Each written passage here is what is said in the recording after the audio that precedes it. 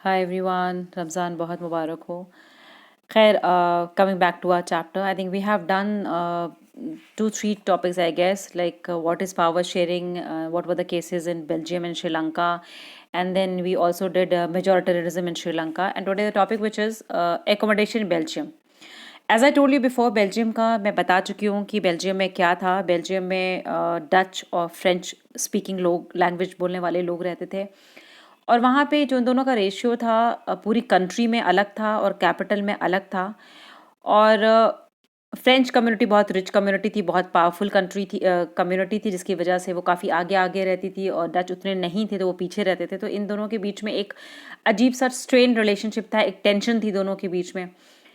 तो बेल्जियम में जो बेल्जियम के लीडर्स थे उनको लगा कि अब किस तरीके से ऐसा किया जाए, क्योंकि अगर हम नहीं करते हैं, बराबर से हिसाब किताब नहीं करते हैं, क्योंकि ब्रुसल्स कैपिटल थी और कैपिटल में फ्रेंच ज़्यादा थे. तो अगर हम उन लोगों को अलग सा स्टेट दे दें, क्योंकि उनकी भी मेजॉरिटी बहुत ज़्यादा थी मेन कैपिटल सिटी में, और कैपिटल बहुत ही इंपॉर्टेंट होती है किसी भी कंट्री के लिए, तो बात बिगड़ जाएगी. तो कहीं ऐसा ना हो हमें अलग अलग इंडिपेंडेंट स्टेट क्रिएट करने पड़ जाए, जैसे बेल्जियम की यूनिटी में प्रॉब्लम आ सकती हैं. तो इसलिए आज हम लोग को एकोमोडेशन, बेल्जियम में कैसे उस चीज़ को एकोमोडेट किया, सब चीज़ों को कैसे वो लेके चले, आज ये हमारा टॉपिक है.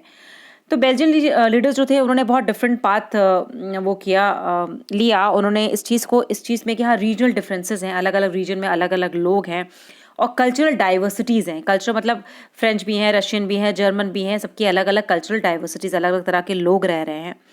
तो उन्होंने 1970 और 1993 तक 4 बार अपने कॉन्स्टिट्यूशन को बदला इस तरीके से कि कुछ इस तरीके का काम कर सके, इस तरीके का अरेंजमेंट कर सके, ताकि हर इंसान को उसी कंट्री में रहने का अधिकार हो, है ना.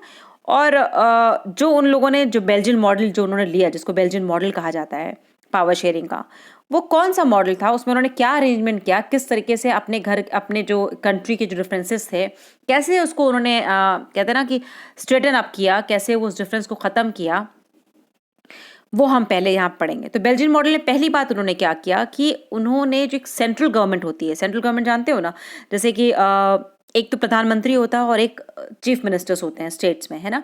तो जो प्रधानमंत्री के जो जहाँ प्रधानमंत्री बैठता है, यानी जो प्रधानमंत्री की जो वर्किंग कमेटीज होती हैं, जो लेजिस्लेचर, एग्जीक्यूटिव, जुडिशरी, जो सेंटर में बैठता है, दिल्ली में जो बैठता है, वहाँ पे उसको हम बोलते हैं सेंट्रल गवर्नमेंट, ठीक है ना. और सीएम जो होता है वो स्टेट गवर्नमेंट चलाता है. तो उस तरीके से जो सेंट्रल गवर्नमेंट थी, सेंट्रल गवर्नमेंट में डच और फ्रेंच के बोलने वाले बराबर के मिनिस्टर्स को रखा गया था, पहली चीज़, ठीक है. और वहाँ पे इस बात का ख्याल रखा गया कि कुछ कानून, जो कुछ स्पेशल लॉज हैं, वो इस तरीके से पास हो जिसमें मेजॉरिटी ऑफ द मेंबर्स, जो दोनों ग्रुप हैं, लिंग्विस्टिक ग्रुप का मतलब एक लैंग्वेज बोलने वाले, दोनों लोगों के मेंबर्स की मेजॉरिटी अगर किसी बात के लिए तैयार होगी, तभी कोई कुछ स्पेशल लॉज जो होंगे तभी पास होंगे. सॉरी, ठीक है. वेयर इट इज गॉन, ये कहाँ गया, फॉर्म्स ऑफ टेरिटरी, थोड़ा पीछे, जस्ट अ मिनट, ठीक है. तो मतलब एक सिंगल कम्युनिटी को सारा पार नहीं देगा. यूनिलेटरली का मतलब एकाधिकार, मतलब एक अकेला पूरा डिसाइड नहीं कर सकता. खाली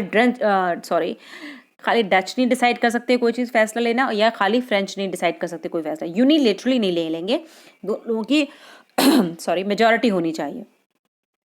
दूसरा पॉइंट क्या किया उन्होंने, उन्होंने कहा कि जो जितने पावर्स थे, कुछ सेंट्रल गवर्नमेंट के कुछ पावर थे, वो स्टेट गवर्नमेंट को भी दे दिए गए थे, ठीक है.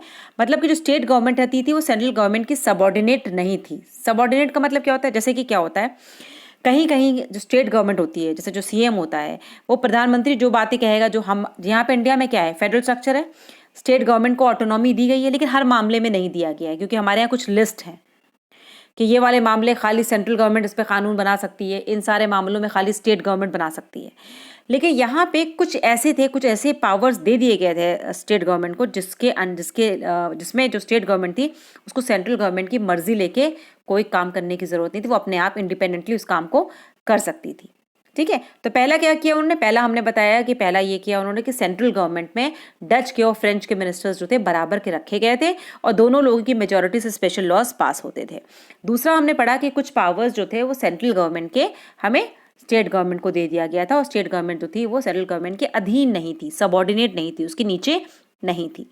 तीसरा जो सबसे अच्छा और सबसे यूनिक, सबसे इनोवेटिव जो ब्रुसेल्स ने काम किया, वो उसने किया कि एक कम्युनिटी गवर्नमेंट बना दी उसने. कम्युनिटी गवर्नमेंट क्या थी? ब्रुसेल्स ने एक सेपरेट गवर्नमेंट जिसमें दोनों कम्युनिटीज़ के, सॉरी ब्रुसेल्स कम्युनिटी गवर्नमेंट वाली बातें पढ़ेंगे। अभी ये जो थर्ड पॉइंट है उसमें ये है कि जो ब्रुसेल्स में क्या किया उन्होंने, जहाँ पे फ्रेंच ज़्यादा थे, वहाँ पे भी दोनों कम्युनिटीज़ फ्रेंच और डच स्पीकिंग पीपल को बराबर से रिप्रेजेंटेशन दिया, दोनों के बराबर से मेंबर्स वहाँ के लेजिस्लेचर में मौजूद थे।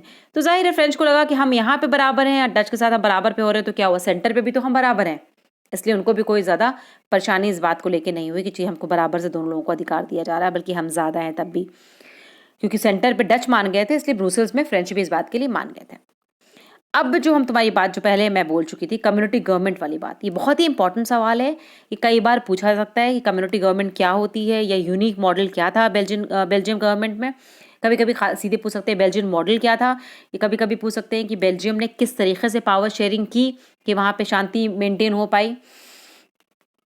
तो अब क्या हुआ, इन्होंने कम्युनिटी गवर्नमेंट बनाई। अब कम्युनिटी गवर्नमेंट क्या थी, इसमें क्या था कि दोनों डच, फ्रेंच, जर्मन, सारे भाषा के जो लोग थे वो अपनी अपनी गवर्नमेंट बनाते थे। यानी डच लोगों को अपनी एक लोकल गवर्नमेंट बनानी होती थी, उसमें उन्हीं के जो डच बोलने वाले लोग होते थे वही अपने लीडर को चुनते थे।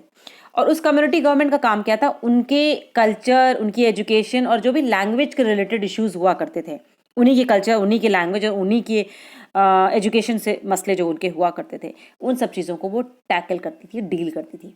इसलिए कोई मसला नहीं रहा, सबकी अपनी अपनी कम्युनिटी गवर्नमेंट थी, तो ऐसा कोई मसला नहीं होता था।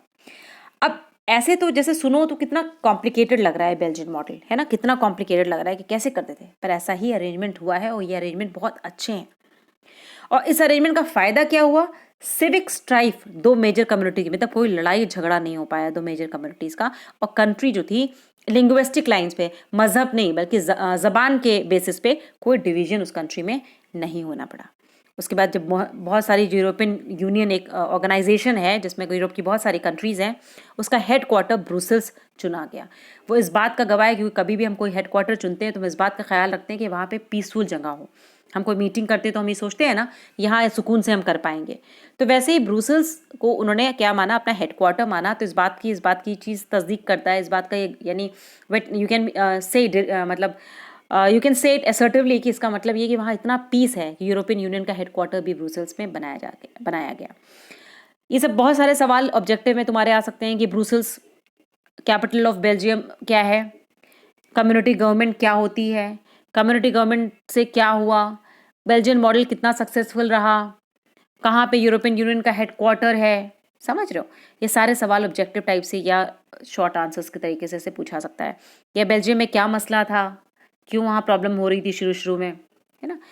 अच्छा, अब ये दोनों स्टोरी से हमने क्या सीखा, दोनों डेमोक्रेसीज हैं, दोनों जगह डेमोक्रेटिक गवर्नमेंट होती है, लेकिन दोनों लोगों ने पावर शेयरिंग को बहुत डिफरेंट तरीके से डील किया। बेल्जियम में लीडर्स ने इस बात का एहसास किया कि अगर देश की यूनिटी बचानी है तो हमें लोगों की, अपने लोगों की, डिफरेंट कम्युनिटीज़ के लोगों की अहमियत, उनकी इमोशंस, उनकी फीलिंग्स की रिस्पेक्ट करनी पड़ेगी। और ये एहसास ही था जिसकी वजह से ऐसा अरेंजमेंट उन्होंने पावर शेयरिंग का किया कि वहाँ पे इतना सुकून, चैन और अमन मेंटेन हो पाया। वेयरएज श्रीलंका ने क्या किया, उन्होंने मेजॉरिटिज्म फॉलो किया। Now they had that impression that yes, they are majority community and they can force their dominance over the minority. उनको लगा हम मेजॉरिटी हैं, हम बहुत आराम से इस माइनॉरिटी को दबा के अपना सरकार चला सकते हैं। तो उससे क्या हुआ, उससे वहाँ की यूनिटी अफेक्टेड हुई। और उससे पहले भी हमने पढ़ा था कि वहाँ से क्या हुआ, जिसकी वजह से वहाँ पे बहुत ज़्यादा खून खराबा हुआ, उसकी इकोनॉमी डूब गई, है ना, बहुत सारी प्रॉब्लम उससे आ गए। अब हमने बेल्जियन मॉडल पढ़ लिया, हमने श्रीलंका का मॉडल पढ़ लिया। अब सवाल शायद मुझे करना चाहिए तुम लोगों से कि तुम्हें क्यों लगता है कि पावर शेयरिंग डिज़ायरेबल है, क्यों ज़रूरत लगती है, क्यों लगता है कि ऐसा होना चाहिए। तो दो तरह के रीजंस इसमें तुम्हारे बुक में दिए गए हैं पावर शेयरिंग के। पहला इसलिए कि पावर शेयरिंग अच्छा है क्योंकि जितने भी सोशल ग्रुप होते हैं, डिफरेंट हिंदू, मुसलमान, चाहे कास्ट के हों, चाहे रिलीजन के हों, चाहे रीजन के हों, उन सब के बीच में कॉन्फ्लिक्ट कम की जा सकती है। इसमें ये नहीं लिखा है कि ख़त्म की जा सकती है, ख़त्म तो मुश्किल हो जाती है कभी कभी चीज़ें, कुछ ना कुछ तो होता ही रहेगा, जहाँ चार बर्तन होंगे वहाँ आवाज़ तो आएगी ना। तो इस तरीके से कॉन्फ्लिक्ट्स को रिड्यूस कर सकते हैं, पॉसिबिलिटी को हम रिड्यूस कर सकते हैं कि उतना ज़्यादा बदमज़गियाँ, इतनी ज़्यादा टेंशन्स दो लोगों के बीच में ना होने पाए। अब क्योंकि कभी भी अगर दो कम्युनिटी के बीच में किसी भी तरीके की मिसअंडरस्टैंडिंग है या कोई मतलब कोई ताल्लुकात अच्छे नहीं है, टर्म्स अच्छे नहीं हैं, तो बहुत ज़्यादा चांसेस होती हैं कि वायलेंस हो जाए, और वायलेंस होने की वजह से पॉलिटिकल इंस्टेबिलिटी आ सकती है। पॉलिटिकल इंस्टेबिलिटी कैसे आएगी? तुम दंगे होंगे, फसाद होगा, लड़ाई झगड़ा हो जाएगा, तो जो पॉलिटिकल पार्टी इन पावर रहेगी उसके लिए एक बहुत बड़ा मसला हो जाएगा। अगर वो अच्छे से नहीं उसको संभाल पाई तो हो सकता है गवर्नमेंट को गिरना पड़ जाए। बहुत सारी चीज़ें लॉन्ग रन में इसका असर पड़ सकता है। तो एक तरीके से power sharing stability, political order की स्टेबिलिटी को मेंटेन करता है कि अगर सब खुश हैं तो सुकून रहेगा, सुकून रहेगा तो जाहिर है जो भी गवर्नमेंट रूल कर रही है उसके लिए भी रूल करना आसान रहता है। दूसरी बात जो तुम्हारी बुक में लिखी हुई है वो ये है कि मेजॉरिटी कम्युनिटी की जो मर्जी होती है, एक बात मैं बताती चलूँ यहाँ पे, सिविक्स, स्पेशली इन सिविक्स जो सवाल पूछे जाते हैं, because as far as economics is concern, as far as geography is concern और history is concern, they generally ask the question which is very direct and upfront. You'll be able to, if you know the answer, you'll be able to write it. They'll not be asking your views, right? But as far as civics is concerned, it has those kind of statement for which you should have the clear understanding of the subject. पता होना चाहिए एक एक चीज। Please एक भी word का meaning ना समझ में आया हो, किताब में कुछ भी तुम्हें ना समझ में आया हो कि इसका मीनिंग क्या होता है, पर अगर कुछ बच्चे ऐसे भी होते हैं जब कि जिन्हें बिल्कुल बेसिक कॉन्सेप्ट नहीं समझ में आता है, तो प्लीज़ मुझसे पूछो, बेहिचक कमेंट में लिखो कि मैम इसका मतलब क्या होता है। मैं इमीडिएटली तुम्हें वहाँ पे बता दूंगी कि इसका मतलब क्या होता है। चाहे सवाल जितना भी बेवकूफ़ी भरा हो लगता हो तुम्हें कि ये नहीं पूछूंगा, please don't feel shy. I am here to answer your queries, I am here to explain you, ठीक है। So they should be no, they should be they should no be, sorry, they should not think of that sort कि नहीं why should I ask her, she might say कि अरे you don't know even this question. It's nothing of that sort. I am here to answer your queries, so please be frank and कोई भी inhibition रखने की जरूरत नहीं है। So coming to my own things, ये तो मेजॉरिटी कम्युनिटी को लगा कि भाई हम, अगर तुम ज़बरदस्ती किसी मेजॉरिटी को, कोई तुम पे अपने आप को ज़बरदस्ती थोपेगा तो ये बहुत अट्रैक्टिव ऑप्शन नहीं होता। तुम कब तक हमें दबाओगे? 1 दिन, 2 दिन, 10 दिन, 15 दिन, कभी तो हम बोलेंगे। लॉन्ग रन में क्या होता है, ये किसी भी कंट्री की यूनिटी के लिए ख़तरनाक होता है, क्योंकि अगर मेजॉरिटी जब पावर में आने लगती है ना तो बहुत ज़्यादा माइनॉरिटीज़ के लिए अप्रेसिव हो जाती है। उनको लगता है कि हमें ऑप्रेस कर रहे हैं, दबा रहे हैं, परेशान कर रहे हैं, जिससे क्या होता है बहुत सारे मसले मसाइल पैदा हो जाते हैं। दूसरा जो रीज़न है क्यों हमें बहुत ज़रूरी है, power sharing is good for democracy. एक डेमोक्रेसी का मतलब क्या होता है? डेमोक्रेसी का मतलब ये होता है कि एक डेमोक्रेटिक गवर्नमेंट होती है जो लोगों की मर्जी के से चलती है, और जो भी डेमोक्रेसी गवर्नमेंट में जो भी कानून बनता है वो उससे हम कॉमन लोग इफेक्ट होते हैं। तो कानून ऐसा बनना चाहिए कि अगर वो इफेक्ट हो, है ना, हमारी मर्जी, हम ही तुम्हें चुन रहे हैं और तुम्हारे कानून से हम इफेक्ट हो जाएंगे, तो हमारी मर्जी उसमें शामिल होनी चाहिए। और पावर शेयरिंग में बहुत तरीके से, बहुत अच्छे से इस बात का ख्याल रखा जाता है कि डिफरेंट कम्युनिटीज़ की एस्पिरेशंस को, सबकी तो नहीं रख सकते ना, पर मेजरली जो ज़्यादातर जो बहुत प्रोमिनेंट होती हैं या बहुत इंपॉर्टेंट होती हैं, एटलीस्ट हम उनको तो कंसिडर कर सकते हैं ना। सो वो डेमोक्रेसी की स्पिरिट को बचाता है जो पावर शेयरिंग है। इसलिए पावर को शेयर करना चाहिए। अगर ये भी सवाल आ सकता है भाई क्यों स्पिरिट ऑफ डेमोक्रेसी क्यों कहते हैं? क्योंकि इसलिए कहते हैं कि डेमोक्रेटिक रूल होता है उसमें पावर को शेयर करना पड़ेगा उन लोगों से जिन्होंने आपको चुना है, या जिनको आपके कानून बनाने से जो लोग आपसे इफेक्ट होंगे। अगर आप उनकी मर्जी, उनकी ख्वाहिशों को नज़रअंदाज करके गवर्नमेंट बनाएंगे तो डेमोक्रेसी की स्पिरिट तो जख्मी होगी, है ना। And people have a right to be consulted. उन्हें आपका उनका पूरा अधिकार है कि आप उनसे पूछें कि वो कैसे गवर्न होना चाहते हैं, है ना।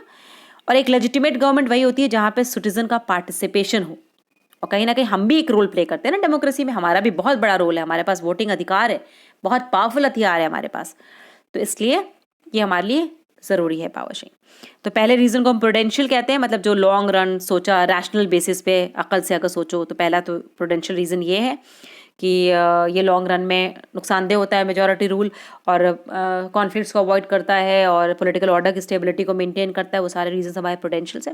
और मॉरल रीज़न ये है कि भाई ये वैल्यूबल है पावर शेयरिंग डेमोक्रेसी के लिए, क्योंकि वो डेमोक्रेसी की स्पिरिट को मेंटेन करता है। Okay, so this is all for today, and tomorrow we'll be dealing with forms of power sharing. In case you have any question, please do not hesitate to ask. I'm always there. You can message me, you can write in the comment, and please do read it once, like by yourself also, so that in case you come across any word or any statement which is like not getting inside your mind, please do let me know. I'm here to explain you. Take care, khuda hafiz, and stay safe.